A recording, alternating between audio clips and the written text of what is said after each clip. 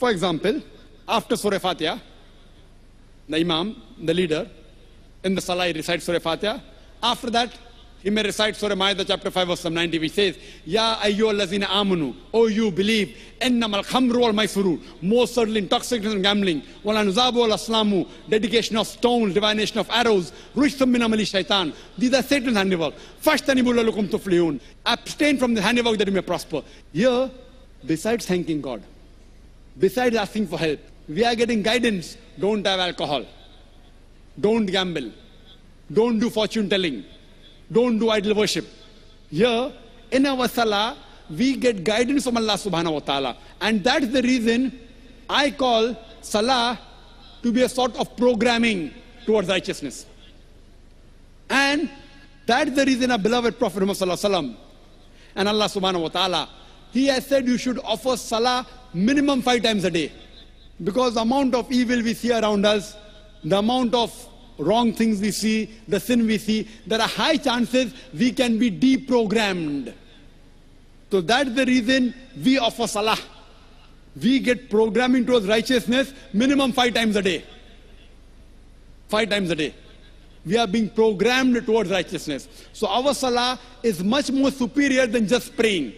Pray means to ask for help. So besides asking for help, we are thanking God, and we are getting guidance from Almighty God so that we can be on the straight path and you can follow the path of the Sharia. Follow the path of submitting our will to Almighty God. Hope that answers the question, sister. Thank you. Yes, can we take a question from this brother on to my left? I am Mr. Ravindran. Yes, Mr. Ravindran. Social worker. I thank to Peace Organization and Mr. my friend Eringer. I already note these points of my journal, the one God of Mighty. So I only one question. What is the miracle of in Islam? Thanks to Solomon 5:16, like that. So I want to know the miracles. So many religious, they said miracles, miracles. So I want to know the Islam's miracle. They asked the question, what is the miracle of Islam? And then you quoted Song of Solomon 5:16. Song of Solomon is a part of the Bible. Song of Solomon is a part of the Old Testament in the Bible, which in Hebrew says, Hikkum mitakim bikulli Muhammadim Zaidudi Zairai Baina Jerusalem. It's a Hebrew quotation. I am quoting the exact because the translation differs. Hikkum mitakim bikulli Muhammadim Zaidudi Zairai Baina Jerusalem, which means that he is most sweet.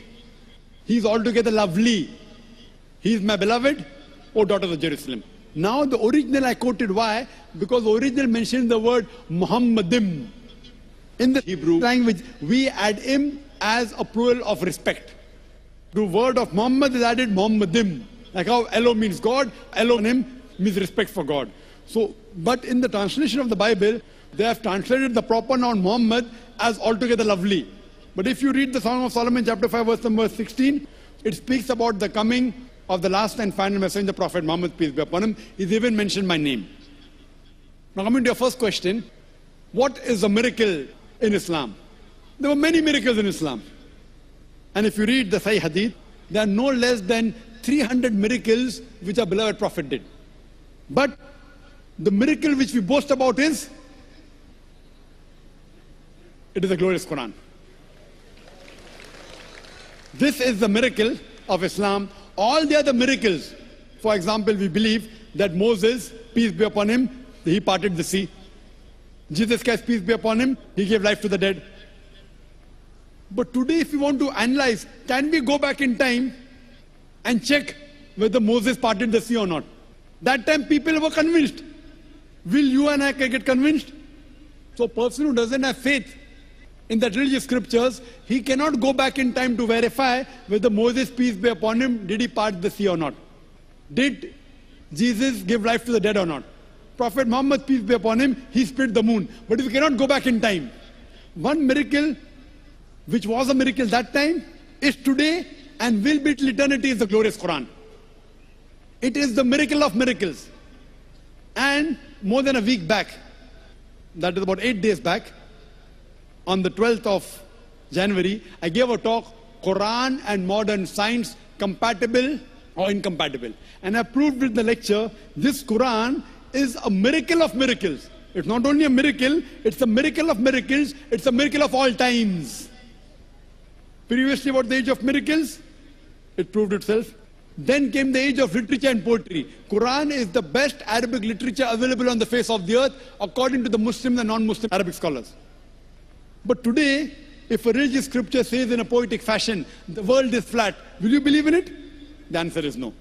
Because today is not the age of literature and poetry. Today is the age of science and technology. So 8 days back, I proved that what the Quran has mentioned 14 years ago, science has proved yesterday, 20 years back, 50 years back, 100 years back, 200 years back. Who could have mentioned this in the Quran? No one besides the Creator, Almighty God. So the best miracle, the ultimate miracle, the miracle of all times, it is the glorious Quran. The mic at the back. A non-Muslim brother. Good evening, sirs. My name is M.S. Sridharan.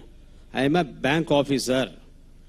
And I have been earning my salary from my bank, from the bank's main income, that is interest.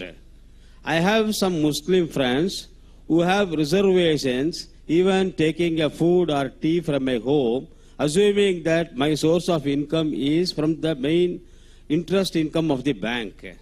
Please clarify if the interest as mentioned in the Holy Quran is the same that the modern bank is practicing, receiving or paying. One second, my question is incomplete, I'm sorry.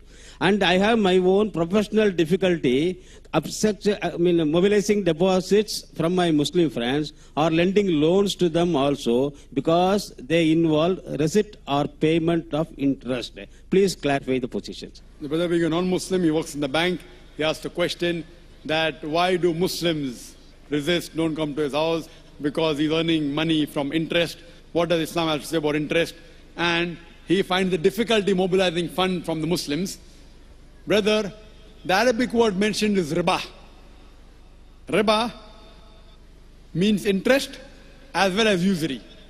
Some people, they think that riba does not mean interest, but it includes interest as well as usury. Interest, according to the dictionary, means money earned on money lent. And usury means exorbitant interest. Both usury and interest, both are prohibited. And the Quran mentions the word riba in no less than 8 different places.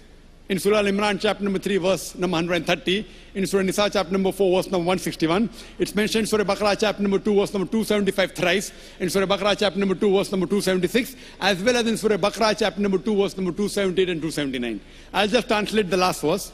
Surah Baqarah, chapter 2, verse number 278 and 279 says that if you give up not your demands of riba, of interest, then take notice of a war from Allah and His Rasul. So anyone who deals with interest, gives interest or takes interest, he is waging a war with Almighty God Allah and with the Messenger Prophet Muhammad Sallallahu Alaihi Wasallam. It is one of the major sins in Islam. One of the major sins. And one of these says, one of the lower level of interest is equivalent to doing zina, adultery with your mother. Now what is the logic behind it? You can hear my talk on interest-free economy promulgated by the Quran. It's a big talk. Logically for me to prove to you why interest is haram, it will take a few hours, which will not be possible now. But in short, the reason interest is prohibited because it makes a rich person more rich and a poor person more poor. And furthermore, interest encourages many evils. Like if you know in the 80s, most of the bank, they funded gambling dens, they funded alcohol bars, etc. In Islam, we believe in profit and loss sharing. See, today, you being a banker, you know, the company which has the least debt is a better company. This interest was started by King George V, the banking system. He is the main culprit. Previously, it wasn't there. And now, to make the rich people more rich. If a poor person wants loan from a bank, it's difficult. You want to see what is his asset, how much is he earning. So it's more difficult for a poor man to get loan. And furthermore, if you analyze the top companies, they are debt-free companies. Therefore, today we find stock listing.